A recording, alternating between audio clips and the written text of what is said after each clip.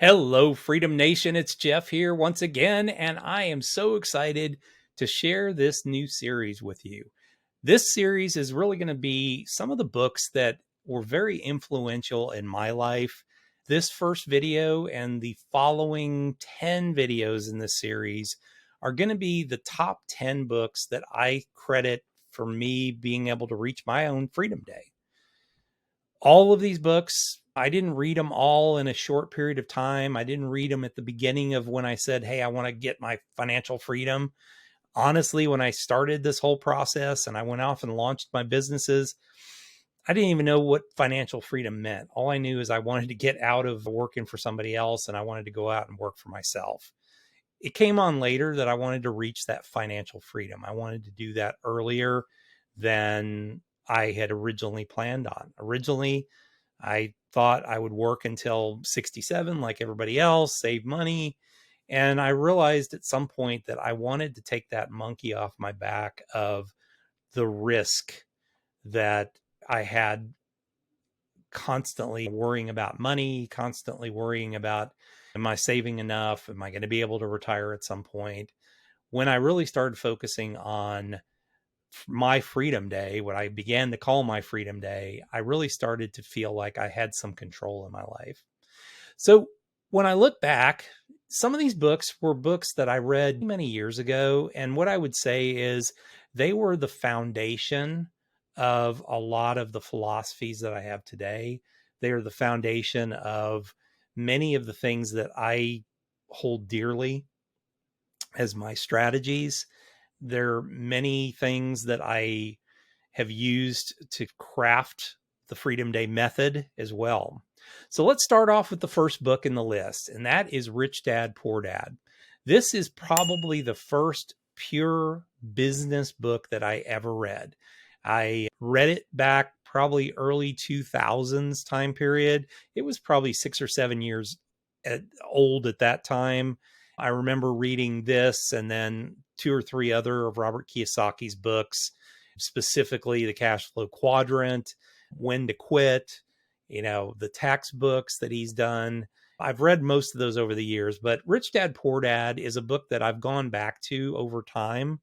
I remember reading it and then not really reading it again, but it was one of those books that kind of stuck with me and it changed my whole philosophy of life, really realizing that at some point I knew I was going to go off and become my own business owner. I tried multiple times. I tried 7 businesses that failed, mainly because I was not really committed to those businesses. I had a really good job. And when the businesses got hard, I just gave up on them and moved on to something else. So Rich Dad, Poor Dad, I think is a foundational thing for most people. It helps you understand a lot about business and real estate and taxes and all those type of things. Probably the most influential book for me. It's also the book that I've read pretty much more than any other book. There will be one more on the list that gives it a run for its money, is The 4-Hour Workweek by Tim Ferriss. Now, this book really began in 2007 as something that was very odd at that time. People didn't have the ability to just do global arbitrage and live around the world and have remote work arrangements and things like that. That just wasn't reality back in the days. It's changed now. It's changed after the pandemic. But a lot of this, when 4-Hour Workweek originally came out, didn't really exist. The ability to hire people overseas to do work for you at a much less of a cost didn't exist back in those days. It was just in its infancy. When I look at the 4-Hour Workweek, it is the book that I've gone back to over and over again. I read it typically one time per year because there's a lot of concepts and things in there that remind me of what I need to be doing, specifically around efficiency and managing my time and productivity better. So 4-Hour Workweek, highly recommended. The last edition of it was 2011, and it's still an outstanding book and a wonderful blog, the 4-Hour blog that goes along with Tim's really continuing process of sharing information with the world. Total Money Makeover is number 3 on the list. And that, I will say, is what made me a responsible adult when it came to money. Even though I'd been in the financial services industry, I had been doing planning for people for years. I wasn't drinking the Kool-Aid when it came to my own finances. We were not managing our finances well. They say, physician, heal thyself. It was the same thing. I would work 9, 10 hours a day at work. And the last thing I wanted to do is manage my own finances. So we were a mess for a long time when we first got married. And Total Money Makeover was that book that I picked up and I read it. And the philosophy is so simple. As Dave Ramsey puts it, what's the advice your grandmother would give you, except we keep our teeth in when we do it? The Total Money Makeover helped me to get our finances in order, helped us to start to get out of debt, or really get out of debt, and build wealth for the first time in our lives. And we really built a plan. We actually had a plan.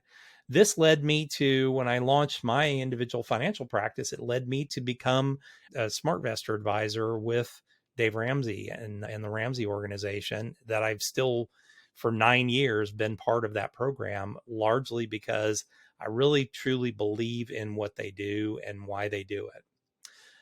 The next book on the list is an oldie but a goodie, Think and Grow Rich. And I've read this book multiple times as well. It's a book that I have also gone through multiple masterminds where people have used this as a book to keep people on track. One of the things I will say about Think and Grow Rich is 2 things. It is that mental training of how the rich think and giving you the ability to start learning how to do that, but also the concept of the mastermind. And I will say that is the biggest thing I ever took out of this book.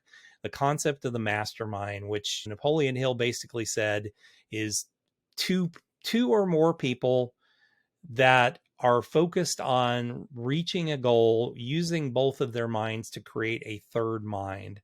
And that's really what that mastermind is. It's that creating of a combined mind of 2 or more people that allows you to reach that next stages of business and whatever you're trying to accomplish.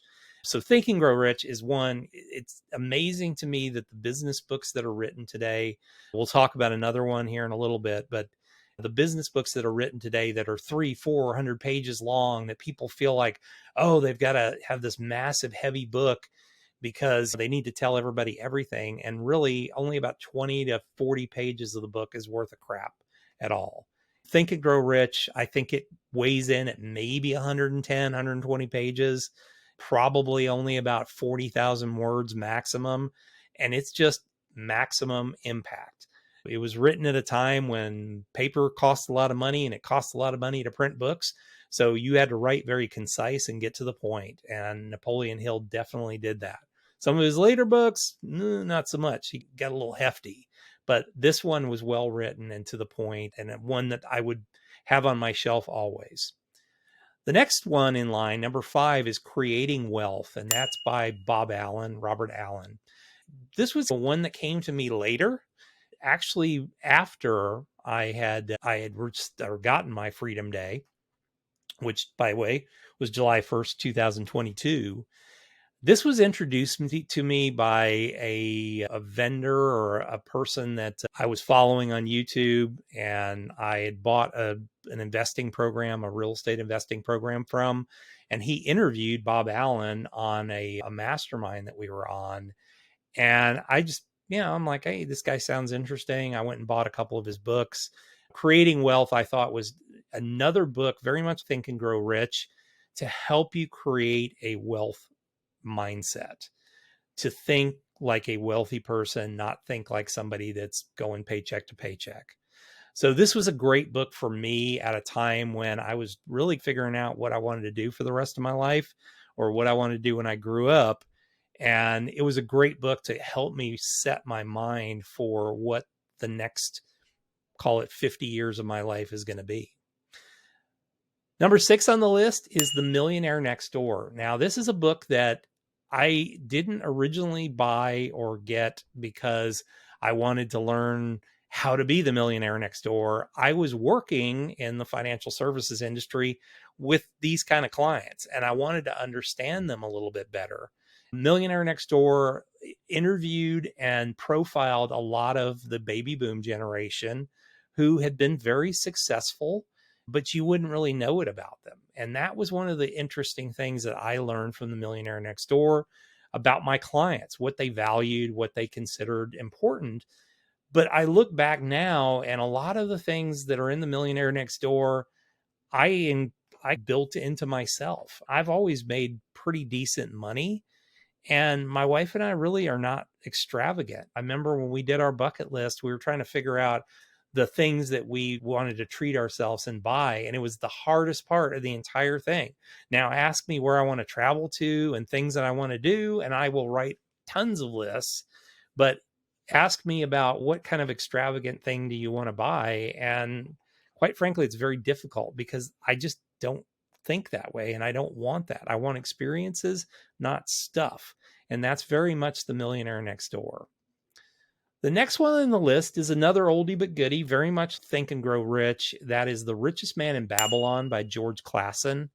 Richest Man in Babylon, I think, is one of the greatest books. It is written in parable form. It's written by a guy who was an insurance agent, really designed to help people, help his clients learn basic concepts of investing and saving and being successful.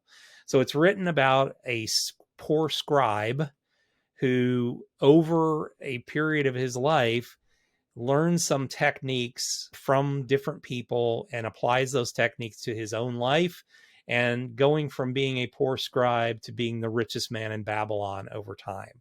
So it's just some wonderful concepts. Make sure you listen in on the show that I do down the road about this book, because I really go into detail of the concepts behind it, and I think you'll really enjoy it. The next book is The Power of Passive Income by Nightingale Conant. This is actually a fantastic book on the concepts of passive income. It was a book that I read quite a while back, and it was the thing that was the aha moment when it came to what needed to be done in my own life and what needed to be done as I started teaching people about Freedom Day. It was the thing that I realized was the broken part of the financial services industry, this focus on amassing assets and not focusing on cash flow and income coming in. So Passive Income, The Power of Passive Income, a wonderful book to read on just that subject. The next book, number 9 on the list, is Expert Secrets. And this is the book that I have read either as much or slightly less than 4 Hour Workweek. I will say I own probably 5 copies of this book, and those copies are scattered throughout both my house, my offices, my studios, because I go back to it and I use it on a regular basis in my life. It's a wonderful book to go back and just focus on little things. The biggest idea behind Expert Secrets is learning how to be seen as an expert by a crowd or an audience.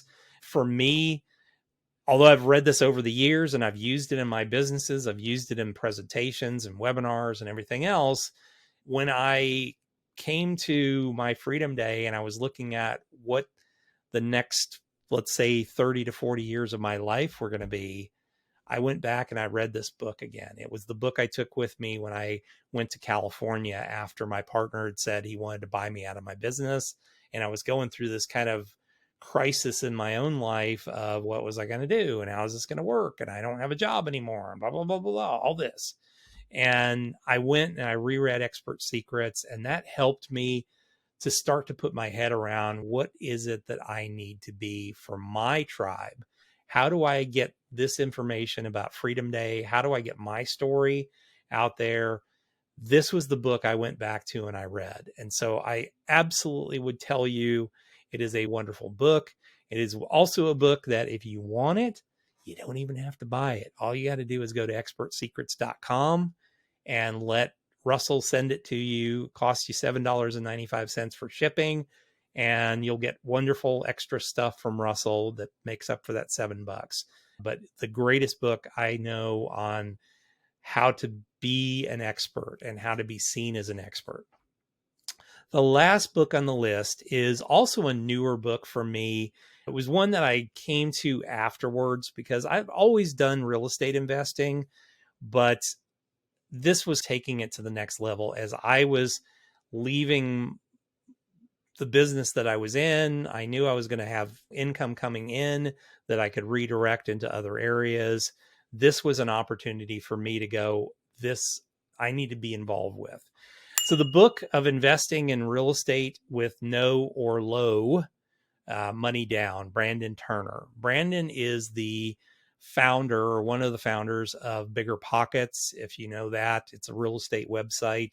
Brandon also is a genius when it comes to creative finance, real estate. He shares a lot of this on his Instagram channel. So I always check that out at least several times per week. But this book is wonderful because it takes a lot of the no money down creative financing that's been out there for years, and it actually updates it a little bit, adds in some things that he's used in his own personal life. And it's just well written. It's an enjoyable book to read. And it is one of those books that you want to have in your library if you want to invest in real estate and look at all the different ways that you could do it. So that's the list. Now, what's going to happen is over the next couple weeks, I'm going to actually be recording a whole series of these videos on the 10 books on this list. And it's really my kind of Cliff Notes version of what the book is about and why you would want to use it and why or how it was important in my life. We're going to keep this playlist open, and I've got a 3,000 book library. Most of the books I've read. So I'm going to be sharing a lot of books that I think are wonderful. I'm not going to share books. So if you see me not do a very popular book that's out there, ideally books like, let's say 7 Secrets of a Successful Person or whatever the book is, I have never made it through it. I've tried it in all fashions and forms, and it is so poorly written. I've never been able to make it through it. So I will be sharing a lot of those things with you and sharing with you books that I think were important in my life that shaped a lot of the things I did, or maybe it gave me 1 or 2 good ideas out of there, and you might not have to read the whole thing as a result of it.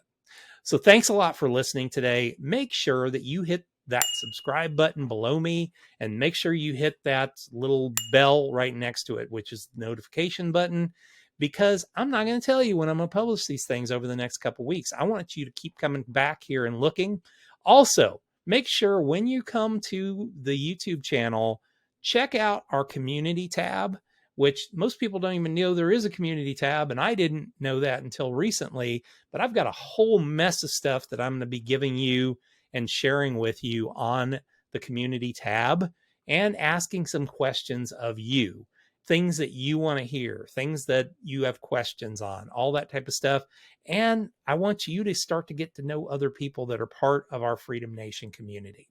So it all starts with subscribing. So hit the subscribe button, hit that, and tell me what you think. Have you read any of these books on here? And let me know in the comments if you've read them, or what your favorite book out of the 10 is if you've read them all. So thanks a lot, and we will see you back here the very next time.